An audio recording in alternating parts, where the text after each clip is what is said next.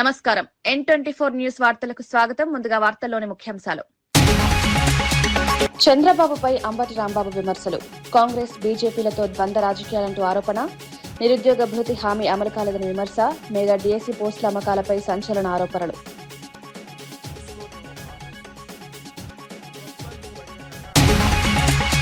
తెలంగాణ ధాన్యానికి కేంద్రం ప్రాధాన్యమివ్వాలని తుమ్మల డిమాండ్. రైతుల పట్ల కేంద్రం వివక్ష చూపుతోందని విమర్శ. ధాన్యం కొనుగోలులో పూర్తి బాధ్యత తీసుకోవాలని సూచన. తెలంగాణ రైతులకు తగిన గుర్తింపు లేదంటూ ఆవేదన.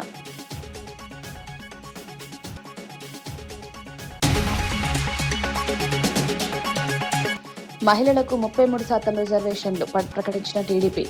2029 ఎన్నికలకు చారిత్రాత్మక నిర్ణయం. మహిళల రాజకీయ సాధికారతకు మహానాడులో కీలక నిర్ణయం. టీడీపీ నిర్ణయంపై హర్షం వ్యక్తం చేసిన హోంమంత్రి అనిత. విజయవాడ ధర్నా చౌక్ లో వీఆర్ఓ ఉద్యోగుల ఆందోళన. ఉద్యోగాలు కోల్పోయిన సిబ్బందికి న్యాయం చేయాలని డిమాండ్. పెండింగ్ బకాయిల చెల్లింపుపై ఆగ్రహం. నిరంకుశ వైఖరిపై చర్యలు తీసుకోవాలని నిరసన.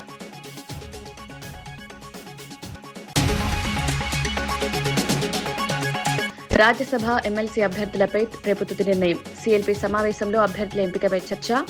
కాంగ్రెస్ హైకమాండే తుది నిర్ణయమన్న డీకే శివకుమార్. పార్టీ ప్రయోజనాల ఆధారంగా పేర్ల ఖరారు చేస్తామని వెల్లడి.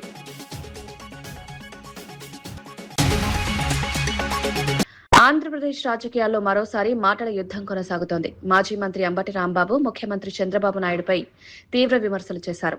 చంద్రబాబు ఒకేసారి కాంగ్రెస్ పార్టీతో హాట్ లైన్ కొనసాగిస్తూనే మరోవైపు బీజేపీతో పొత్తు రాజకీయాలు చేస్తున్నారని ఆరోపించారు. ఇటువంటి అనైతిక రాజకీయ సంబంధాలు నడపడం చంద్రబాబుకు అలవాటేనని వ్యాఖ్యానించారు. ఎన్నికల సమయంలో ఇచ్చిన హామీలను ప్రభుత్వం అమలు చేయడంలో విఫలమైందని, ముఖ్యంగా నిరుద్యోగులకు అందిస్తామని చెప్పిన నిరుద్యోగ భృతి ఇప్పటికీ అమలు కాలేదని విమర్శించారు. మెగా డీఎస్సీ పేరుతో ఉద్యోగాల భర్తీ ప్రక్రియలో అక్రమాలు జరిగాయని ఆరోపించారు. డీఎస్సీ పోస్టులకు ₹1,00,000 అమ్ముకున్నారని తీవ్ర వ్యాఖ్యలు చేశారు. మహానాడులో కూడా చంద్రబాబు నాయుడు గారు దాన్ని ఓదరగొట్టారు.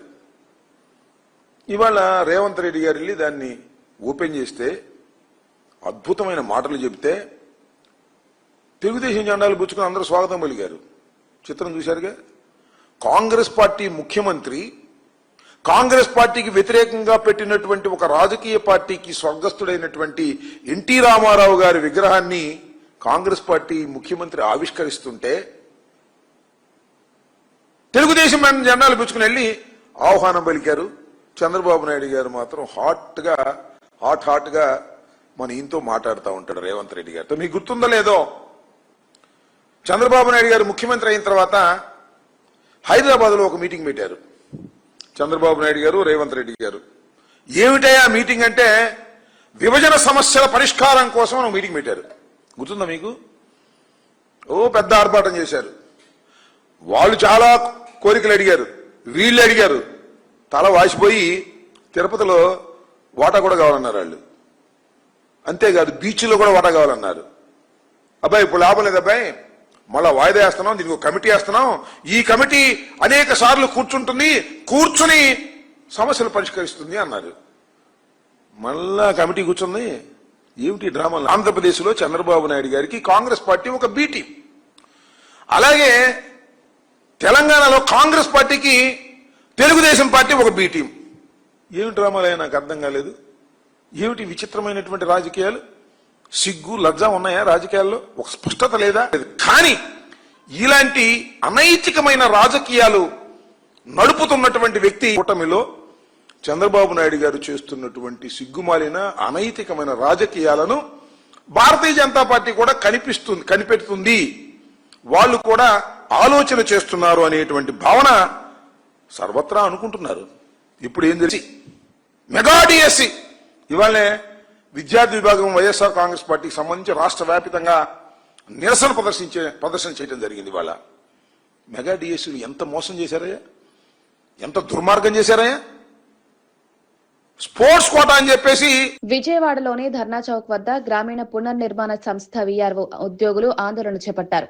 సంస్థ యాజమాన్యం అనుసరిస్తున్న నిరంకుశ వైఖరిపై చర్యలు తీసుకోవాలని వారు డిమాండ్ చేశారు.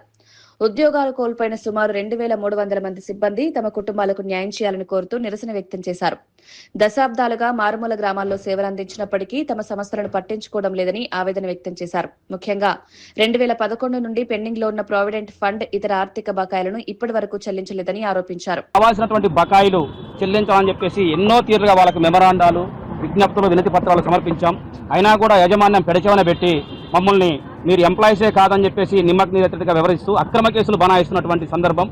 మీరు ఖచ్చితంగా ఎంప్లాయీస్ అని చెప్పేసి గౌరవ PF కమిషనర్ గారు గుర్తించి మాకు ట్రిబ్యునల్లో కూడా ఆర్డర్ వచ్చిన సందర్భాల్లో ఇప్పుడున్నటువంటి యాజమాన్యం మేము PF ఇవ్వాలంటే మా దగ్గర డబ్బులు లేవు కాబట్టి ఆస్తులు అమ్ముకుంటామని చెప్పేసి ఆస్తులు అమ్మిన సందర్భం కూడా మేము గుర్తు చేసి ఆస్తులు అమ్మొద్దు అని చెప్పేసి గౌరవ హైకోర్టు గారికి కూడా విన్నవించడం జరిగింది. ఉమ్మడి హైకోర్టు తెలంగాణ వారు మీరు అమ్మి ఆ అమౌంట్ని జమ చేయమంటే ఇప్పటివరకు జమ చేయని సందర్భాలు.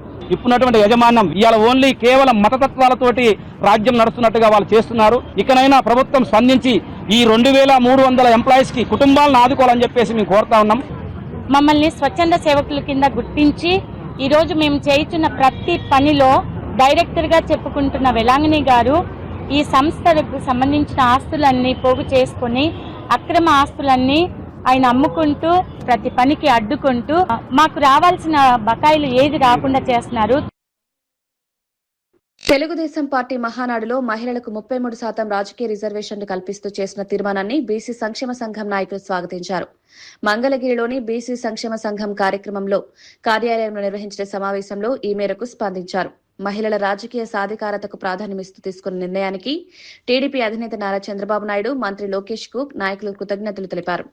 సంఘం రాష్ట్ర అధ్యక్షుడు కేశవ శంకర్రావు మాట్లాడుతూ మహిళా రిజర్వేషన్ బిల్లు 1996 నుంచి పెండింగ్ లో ఉన్నప్పటికీ ప్రస్తుతం కూటమి ప్రభుత్వం మహిళలకు న్యాయం చేసే దిశగా కీలక అడుగు వేసిందన్నారు. దేశవ్యాప్తంగా ఒక పండుగ వాతావరణం, ఆనాడు నందమూరి తారక రామారావు గారు చేసినటువంటి సంస్కరణల్ని గుర్తు చేసుకుంటూ జాతీయ వర్కింగ్ ప్రెసిడెంట్ నారా లోకేష్ గారు వారి యొక్క ప్రతిపాదించడం ఈ రాష్ట్రంలో మహిళలకి 33% కేంద్ర ప్రభుత్వం ఇచ్చినా ఇవ్వకపోయినా మేము ఇస్తానంటూ చాలా గొప్ప పరిణామం కూడా మేము భావిస్తా ఉన్నాం. చాలా సంతోషం. చాలా కీలకమైనటువంటి నిర్ణయాన్ని చంద్రబాబు నాయుడు గారు కానీ లోకేష్ గారు కానీ ఆ విధంగా నిర్ణయం తీసుకోవటం అనేది చాలా హర్షించదగ్గ విషయం. రాష్ట్ర ప్రభుత్వంపై ఉద్యోగుల హామీల అమలు విషయంలో వైసీపీ ఎంప్లాయీస్ పెన్షనర్స్ వింగ్ రాష్ట్ర అధ్యక్షుడు నలబారు చంద్రశేఖర్ రెడ్డి విమర్శలు చేశారు. అధికారంలోకి వచ్చిన వెంటనే ఉద్యోగులకు మధ్యంతర భృతి అందిస్తామని చంద్రబాబు నాయుడు హామీ ఇచ్చారని గుర్తు చేశారు. అయితే ప్రభుత్వం ఏర్పడి 2 ఏళ్లు గడుస్తున్నప్పటికీ ఆ హామీ అమల్లోకి రాలేదన్నారు. ఎన్నికల సమయంలో ఉద్యోగులు, పెన్షనర్లకు ఇచ్చిన పలు హామీలు ఇప్పటికీ నెరవేరలేదని ఆరోపించారు. ఉద్యోగుల సమస్యల పరిష్కారంపై ప్రభుత్వం స్పష్టమైన నిర్ణయాలు తీసుకోవాలని డిమాండ్ చేశారు. ఉన్నటువంటి పిఆర్సీనే మీరు రిజైన్ చేయించి ఇంటికి పంపించి ఇంతవరకు పిఆర్ రివిజన్ కమిషనర్ అపాయింట్ చేయట్లా. 2 సంవత్సరాలు మరి రేపు దాటబోతుంటే 2 సంవత్సరాల్లో మీరు అయ్యారు, మరి మీకు ఇంకా టైం సరిపోవట్లేదా అని చెప్పేసి కూడా నేను అడుగుతున్నా. వచ్చిన వెంటనే అంటే 2 ఏళ్లు సరిపోలేదా అని చెప్పి మిమ్మల్ని అడుగుతా ఉన్నా. ఏ ఒక్కటి కూడా మీరు ఉద్యోగస్తులకి చేయకుండా కాలయాపన చేస్తా ఉన్నారు. ఈ రోజున చూస్తా ఉంటే మీరు వచ్చి 2 సంవత్సరాలు అవుతా ఉంది. మీరు వచ్చినప్పటి నుంచి మరి దాదాపు 5 డిఏలు పెండింగ్ ఉంటే ఒక డిఏ మాత్రం ఎప్పుడో ఇచ్చి, అది కూడా అంతంత మాత్రం దాని అరియర్స్ మనం ఏప్రిల్లో ఇస్తామని ఇంతవరకు దాని జీవో ఇచ్చినప్పటికీ కూడా దాని అరియర్స్ ఇవ్వట్లా. ఈరోజు 4 డిఏలు పెండింగ్ ఉన్నాయి. మా డిఏలు మాకు ఎప్పుడు చెల్లిస్తారు అని చెప్పేసి ఈ సందర్భంగా మేము క్వశ్చన్ చేస్తా ఉన్నాం. దాదాపు మాకు 40,000 కోట్ల రూపాయల బకాయిలు ఈ రోజున ప్రభుత్వం దగ్గర నుంచి రావాలి. మా సొమ్ము మేము దాచుకున్నటువంటి జీపీఎఫ్ అయితేనేంటి, మరి రిటైర్మెంట్ బెనిఫిట్స్ అయితేనేంటి, ఇలాంటి అన్ని కూడా ఉద్యోగస్తులకి, పెన్షనర్స్ కి రావాల్సినటువంటి సొమ్ము దాదాపు 40,000 కోట్ల రూపాయలు ఉంది. అంటే రోజు రోజుకు పెరుగుతూ పోతుందంటే అంటే మీకు ఇవ్వాలనుందా? తెలంగాణ రైతుల పట్ల కేంద్ర ప్రభుత్వం వివక్ష చూపుతోందని వ్యవసాయ, మార్కెటింగ్, కోఆపరేటివ్, చేనేత, టెక్స్టైల్ శాఖ మంత్రి తుమ్మల నాగేశ్వరరావు విమర్శించారు. దేశానికి అన్నం పెట్టే తెలంగాణ రైతులకు తగిన ప్రాధాన్యం లభించడం లేదన్నారు. ఇతర రాష్ట్రాలతో పోలిస్తే తెలంగాణ నుంచి తక్కువ పరిమాణంలోనే ధాన్యం కొనుగోలు జరుగుతోందన్నారు. రాష్ట్రంలో 1,50,00,000 మెట్రిక్ టన్నుల పైగా ధాన్యం ఉత్పత్తి అవుతున్నప్పటికీ కేంద్ర ప్రభుత్వం పరిమిత స్థాయిలో మాత్రమే కొనుగోలు చేస్తోందని ఆవేదన వ్యక్తం చేశారు. కొడుతుండో తిడుతుండో అని చెప్పి పాపం ప్రజలందరూ భావిస్తారు. అదే రకంగా వీడు కిల్లిని చెప్పి శ్రాద్ధం పెట్టినట్టుంది వీడు యొక్క ఉపవాస యాత్ర. ఎవరైనా చూస్తే నవ్వుతారు అనేటటువంటి కనీస ఇంగితం లేకుండా వాడు కేంద్ర ప్రభుత్వంలో బాధ్యత వహించేటటువంటి ఈనాడు భారతదేశం మొత్తాన్ని మేము హస్తగతం చేసుకుంటామని చెప్పగలిగేటటువంటి ఒక పార్టీ. తెలంగాణ రాష్ట్రం కొత్త రాష్ట్రం, చిన్న రాష్ట్రం. సార్ చెప్పినటువంటి లెక్కలన్నీ చూస్తే మీరు సిగ్గుతోటి ముసుగేసుకొని ఇంట్లో పండుకోవాల్సినటువంటి వాళ్ళు వాటినన్నింటినీ వదిలిపెట్టి బరి తెగించి బజార్లో తిరుగుతున్నారనంటే భారతీయ జనతా పార్టీ ఎంత నిస్సిగ్గుగా ప్రజలు ఏమన్నా అనుకుంటారేమో అనేటటువంటి ఏమాత్రం ఇంగితం లేకుండా మైక్ దొరికితే చాలు పిచ్చి మాటలతోటి ప్రజలు అసహించుకునేటట్టుగా వాస్తవాలను వక్రీకరించి వాళ్ళ బాధ్యతలను విస్మరించి మంచిగా చేసేటటువంటి ఇప్పుడు ఈ లెక్కలన్నీ మీరు కరెక్ట్ గా ప్రొజెక్ట్ చేస్తే భారతదేశంలో ప్రొక్యూర్మెంట్ అంతా, తెలంగాణలో జరిగిన ప్రొక్యూర్మెంట్ అంతా, మీ జీవిత కాలంలో దేశం మొత్తం పరిపాలించేటటువంటి బీజేపీ ఒక్క తెలంగాణ రాష్ట్రంలో చేసినటువంటి ప్రొక్యూర్మెంట్ చేయలేనటువంటి అసమర్థులు. అదేవిధంగా ఈ రాష్ట్రానికి ఏ రకంగా ఏ కోణంగా కూడా మీరు ప్రోరేటా తీసుకున్నా కూడా మాకు పడినటువంటి 1,50,00,000 మెట్రిక్ టన్నులు ప్రోరేటాగా కూడా మాకు మీరు FCI నుంచి మాకు ఆర్డర్స్ ఇవ్వట్లేదు. పంజాబ్ కి, హర్యానాకి, వేరే రాష్ట్రాలకేమో వాళ్ళ పంట తక్కువైతే మొత్తం ప్రొక్యూర్ చేస్తారు. ఇక్కడ దేశానికి మొత్తానికి అన్నం పెట్టేటటువంటి తెలంగాణ రైతులు మాత్రం మీరు ప్రొక్యూర్మెంట్ కి అవకాశం మీరు మేము 40 కొంటాం, 50 కొంటాం. మరి మిగతా 1,00,00,000 మెట్రిక్ టన్నులు ఎవరు కొనాలి? మీరు MSP ప్రకటించడానికి కారణం ఏంటి? MSP ప్రకటిస్తే అందుకు అర్థం ఏంటి? ఆంధ్రప్రదేశ్ రాజకీయాల్లో లిక్కర్ స్కామ్ అంశం మరోసారి చర్చనీయాంశంగా మారింది. టీడీపీ అధికార ప్రతినిధి కొమ్మారెడ్డి పట్టాభిరామ్ ఈ వ్యవహారంపై తీవ్ర ఆరోపణలు చేశారు. లిక్కర్ స్కామ్ లో బయటపడుతున్న అంశాలను పరిశీలిస్తే వేలన్నీ తాడేపల్లి ప్యాలెస్ పెత్తందారుల వైపే చూపుతున్నాయని వ్యాఖ్యానించారు. ఈ కేసులో జరిగిన లావాదేవీలు, నిర్ణయాలు, విధానాలపై సమగ్ర విచారణ జరగాల్సిన అవసరం ఉందన్నారు. ప్రజల సొమ్ముతో సంబంధం ఉన్న ప్రతి అంశాన్ని పారదర్శకంగా వెలుగులోకి తీసుకురావాలని డిమాండ్ చేశారు. ఉన్నటువంటి పేదలను గుర్తించి ఆ కుటుంబాలని పైకి తీసుకురావడం కోసం ఆ ప్రక్రియ జరుగుతూ ఉంది. దాదాపు 11 లక్షల కుటుంబాలను ఇప్పటికే దత్తత తీసుకున్నారు. అది P4 చంద్రబాబు నాయుడు గారి vision, zero poverty, P4 public private people partnership. కానీ మన గొడ్డలి పార్టీకి కూడా ఒక P4 ఉందండోయ్. గొడ్డలి పార్టీకి కూడా ఒక P4 పథకం ఉంది. ఏంటి గొడ్డలి పార్టీ P4? పవర్, ప్రాపర్టీ, పైసా పార్ట్నర్షిప్. గొడ్డలి పార్టీ P4 ఏంటయ్యా అంటే అది పవర్, ప్రాపర్టీ, పైసా పార్ట్నర్షిప్. అధికారాన్ని అడ్డం పెట్టుకొని అడ్డగోలుగా ఆస్తులు సంపాదించటం, ఖజానాలో సొమ్ములు నింపుకోవటం అనేదే గొడ్డలి పార్టీ P4. పవర్, ప్రాపర్టీ, పైసా పార్ట్నర్షిప్.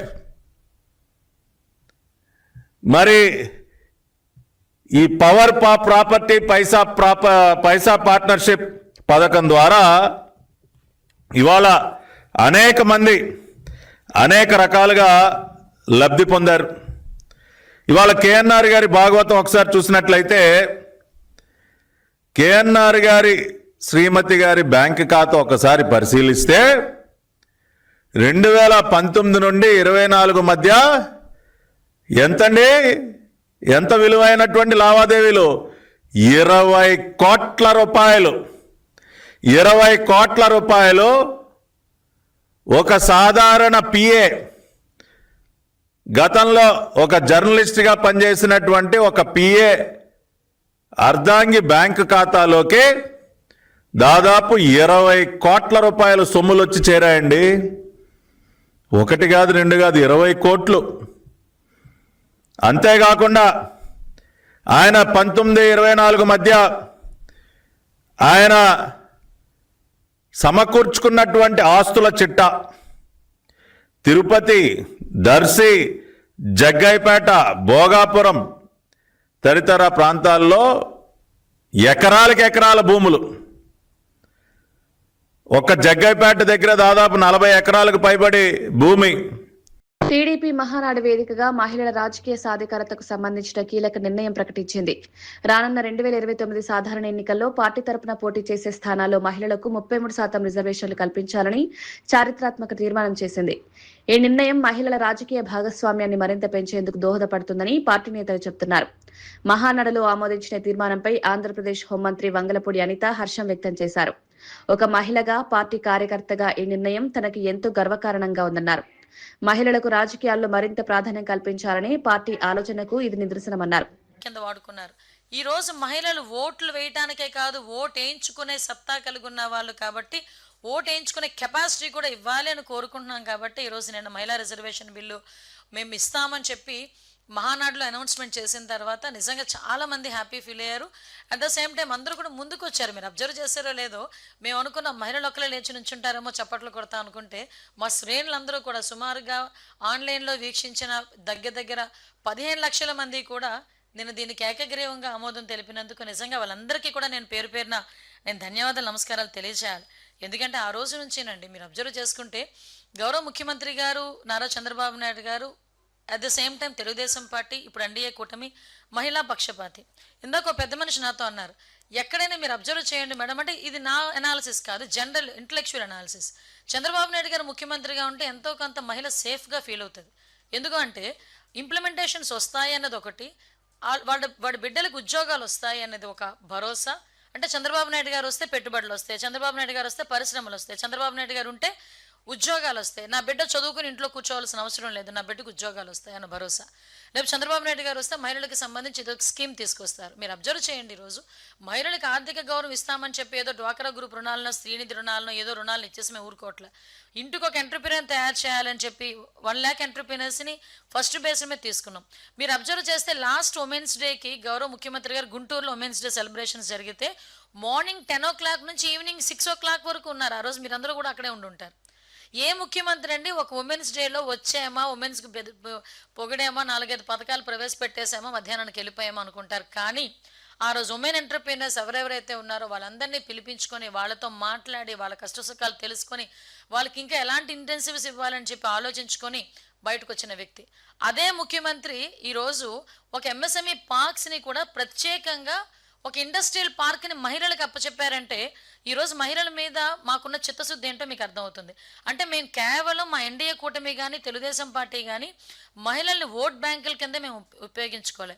మహిళా శక్తిని కరెక్ట్గా కనుక ఉపయోగించుకుంటే ఆంధ్రప్రదేశ్ రాష్ట్రం ఏదైతే 2047కి మనం ప్రపంచంలో మొట్టమొదటి స్థానంలో ఉండాలి అనుకుంటున్నామో, అట్ ద సేమ్ టైం ఈ మహిళా శక్తిని కనుక ప్రాపర్ వేలో యూజ్ చేసుకుంటే డెఫినెట్గా ఉంటామని నమ్మిన వ్యక్తి గౌరవ ముఖ్యమంత్రి గారు చంద్రబాబు నాయుడు గారు, అదేవిధంగా ఉప ముఖ్యమంత్రి పవన్ కళ్యాణ్ గారు. ఈరోజు మీ అందరికీ తెలుసు, చాలామంది ఈ 33% రిజర్వేషన్ వస్తుందని చెప్పిన తర్వాత చాలామంది ఆశలు పెరిగినాయి. ఎందుకంటే చాలామంది టీవీలో కూర్చొని అనుకుంటారు మేము ఆల్రెడీ చట్టసభల్లో ఉన్నాం, మాకులా చూసి మాకులా వాళ్ళు కూడా రావాలని కోరుకునే చాలామంది ఆడబిడ్డలు ఉన్నారు. కొంతమంది అయితే వాడికి ఒక ప్లాట్ఫామ్ దొరకదు, కానీ ఈరోజు ఒక ప్లాట్ఫామ్ క్రియేట్ అవుతుంది. అదేవిధంగా ఈరోజు కనీసం ఒక పార్టీ ముందుకొచ్చి, తెలుగుదేశం పార్టీ ముందుకొచ్చి ఈరోజు మనం ఒక నిజంగా ఇక్కడున్న ప్రతి ఒక్కరు కూడా సంబరాలు చేసుకోవాలి. ఏమో ఇక్కడ కూర్చున్న మీ తాలూకు ఇంట్లో మీ భార్యో మీ పిల్లలో ఎవరో ఒకరు చట్టసభల్లో ఉంటారేమో ఎవరికి తెలుసు, అవకాశం వస్తుందేమో ఎవరికి తెలుసు. నేను అనుకున్నానా టీచర్గా ఉన్న నేను ఈరోజు హోమ్ మినిస్టర్గా మీ అందరి ముందు ఇలా మాట్లాడతానని? ఆ రోజు by God's grace, Chandrababu Naidu గారి దయ, పాయకరపేట నియోజకవర్గ ప్రజల తాలూకా ఆశీర్వాదం. అట్ ద సేమ్ టైం ఎవరు తెల్లరాత ఎప్పుడు ఎలా ఉంటుందో తెలియదు. ఈరోజు ఇంతమంది మహిళా రిజర్వేషన్ విషయంలో 33% రిజర్వేషన్ వచ్చినప్పుడు ఎవరైనా రావచ్చు ఆ టైంలో.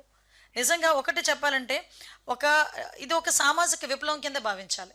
పర్టికులర్గా ఇది ఒక సామాజిక విప్లవం. చాలామంది ఏమనుకుంటారంటే మహానాడు అనేది రాజకీయ సభ అనుకుంటారు.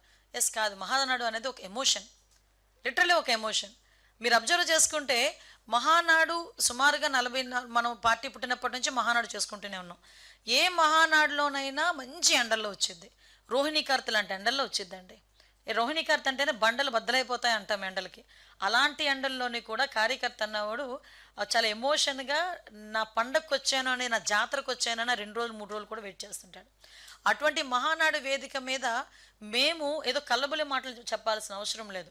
ఎందుకంటే దీనికి ఉన్న ప్రాధాన్యత గురించి చెప్పడానికే, ఏ ప్లాట్ఫామ్ మీద మేము దీన్ని అనౌన్స్ చేసామని చెప్పడానికే ఆ ప్రాధాన్యత చెప్పాను ఇక్కడ మీకు. కాబట్టి మేము అంత సెంటిమెంట్గా భావించే మహానాడు సభ మీద గౌరవ నారా లోకేష్ గారు ఇనిషియేషన్ తీసుకొని ఈ 33% రిజర్వేషన్ మేము కల్పిస్తామని చెప్పడం యాజ్ ఎ వర్కింగ్ ప్రెసిడెంట్గా, దానికి గౌరవ ముఖ్యమంత్రి గారు జాతీయ పార్టీ అధ్యక్షుల హోదాలో ఆయన దానికి ఆమోదం తెలపడం కూడా ఇది. కర్ణాటకలో రాజ్యసభ ఎమ్మెల్సీ అభ్యర్థుల ఎంపికపై ఉత్కంఠ కొనసాగుతోంది. ఈ అంశంపై తుది నిర్ణయం రేపు జరిగే కాంగ్రెస్ లెజిస్లేటివ్ పార్టీ సమావేశంలో తీసుకోనున్నట్లు కర్ణాటక ఉప ముఖ్యమంత్రి డీకే శివకుమార్ తెలిపారు. ఢిల్లీలోని కర్ణాటక భవన్లో మీడియాతో మాట్లాడిన ఆయన అభ్యర్థుల ఎంపికకు సంబంధించిన ప్రక్రియపై స్పష్టతనిచ్చారు. రాజ్యసభ ఎమ్మెల్సీ స్థానాలకు పోటీ చేసే అభ్యర్థుల ఎంపిక విషయంలో కాంగ్రెస్ హైకమాండే తుది నిర్ణయమన్నారు. పార్టీ నాయకులతో అంతర్గతంగా విస్తృత చర్చలు జరిపిన తర్వాతే పేర్లను ఖరారు చేస్తామని వెల్లడించారు. అభ్యర్థుల ఎంపికలో పార్టీ ప్రయోజనాలు, రాజకీయ పరిస్థితులు, నాయకుల సేవకులను పరిగణలోకి తీసుకుంటామన్నారు.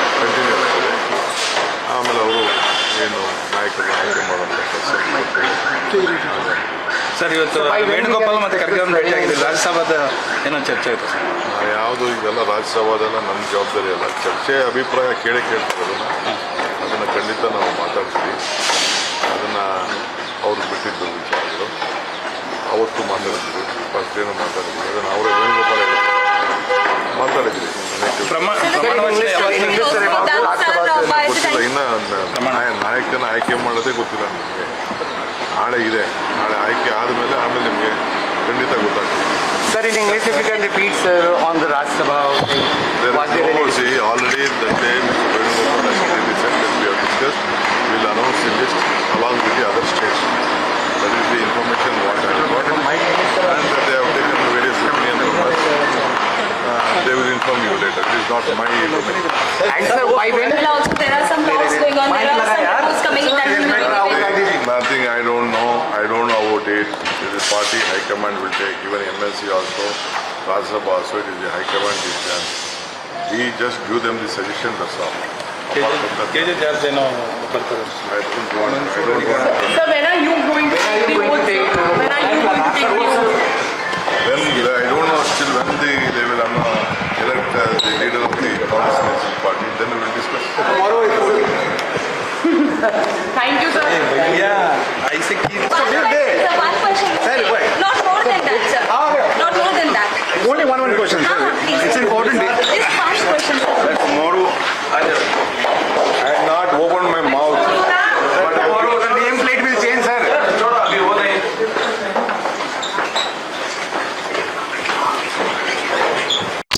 మహిళా సాధికారతకు మరో ముందడుగుగా హైదరాబాద్ లో మహిళా పారిశ్రామికవేత్తల కోసం ప్రత్యేకంగా ఏర్పాటు చేసిన ఇన్క్యుబేషన్ సెంటర్ ను తెలంగాణ మంత్రి సీతక్క ప్రారంభించారు. ఈ సందర్భంగా మాట్లాడుతూ మహిళలు కేవలం ఉద్యోగాలు పొందేవారిగా కాకుండా మరెందరికో ఉపాధి అవకాశాలు కల్పించే స్థాయికి ఎదగాలని ప్రభుత్వం ఆకాంక్షిస్తోందన్నారు.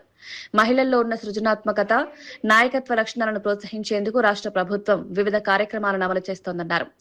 కొత్త ఆలోచనతో వ్యాపార రంగంలోకి అడుగుపెట్టే మహిళలకు అవసరమైన మార్గదర్శకత్వం, శిక్షణ, సాంకేతిక సహకారం అందించేందుకు ఈ ఇన్క్యుబేషన్ సెంటర్ ఉపయోగపడుతుందని వివరించారు.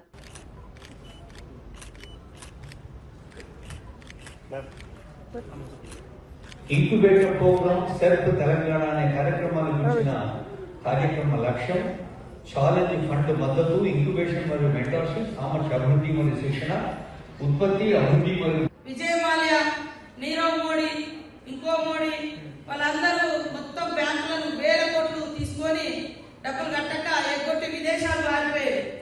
కానీ మా మహిళలు 100% రీపేమెంట్ చేసి ఇవాళ దేశానికే ఆదర్శవంతమైన ఆడబిడ్డలుగా తెలంగాణ ఆడబిడ్డలు ఉన్నారు.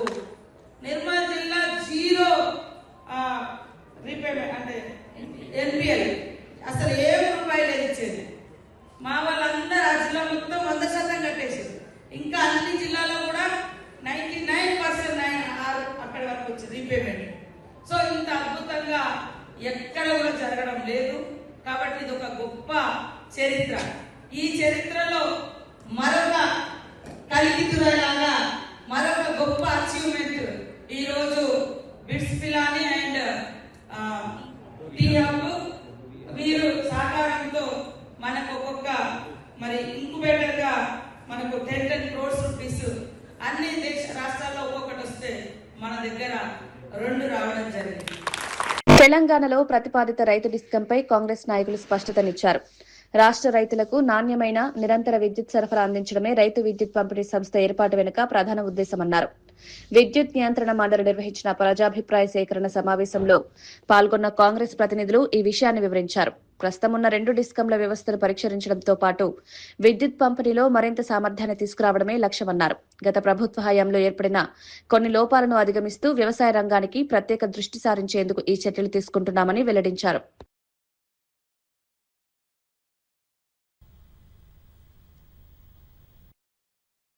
ఆర్డీఎస్ఎస్ సెంట్రల్ గవర్నమెంట్ ఉన్నటువంటి స్కీమ్ లో కూడా ఎక్కడ కూడా రైతులకు మీటర్లు పెట్టాలన్న క్లాజే లేదు. ఈ రాష్ట్ర ప్రభుత్వానికి అటువంటి ఆలోచన లేదు. రైతులకు ఉచిత కరెంట్ ఇచ్చిందే కాంగ్రెస్ పార్టీ. అది మా పేటెంట్. ఈ రోజు ఇంకా దానికి బ్రహ్మాండంగా ఇవ్వాలన్న ఆలోచనతో ఈ రైతు డిస్కమ్ ని తీసుకొస్తున్నాం తప్ప అసలు ఎక్కడ కూడా గతంలో ఉన్నటువంటి ఏదైతే తప్పుడు లెక్కలు చూపించకుండా ఎక్కడ కూడా లాసెస్ లేకుండా ట్రాన్స్మిషన్ లాసెస్ లేకుండా చేయాలన్న ఉద్దేశంతో ప్రభుత్వం ఈ రోజు ఈ యొక్క నిర్ణయం తీసుకుంది.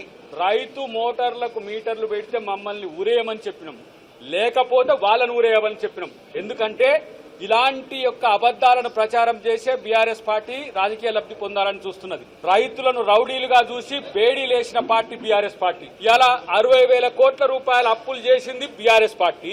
జెన్కో గానీ ట్రాన్స్కో గానీ అప్పుల ఊబిలో ఉండడానికి కారణం కేవలం ఆ కాళేశ్వరం లాంటి వైట్ ఎలిఫెంటే కదా. పేద రైతులే కాదు, మధ్యతరగతి రైతులే కాదు, అందరికీ మేలు జరిగే ఈ ప్రక్రియను కుట్రకోణం నుంచి రాజకీయం చేయడానికి చేస్తున్న ప్రయత్నాన్ని మీరు తిప్పికొట్టాలని రైతు సమాజానికి విజ్ఞప్తి చేస్తున్నారు. విశేషాలు మరో బులెటిన్లో మళ్ళీ కలుద్దాం. నమస్కారం.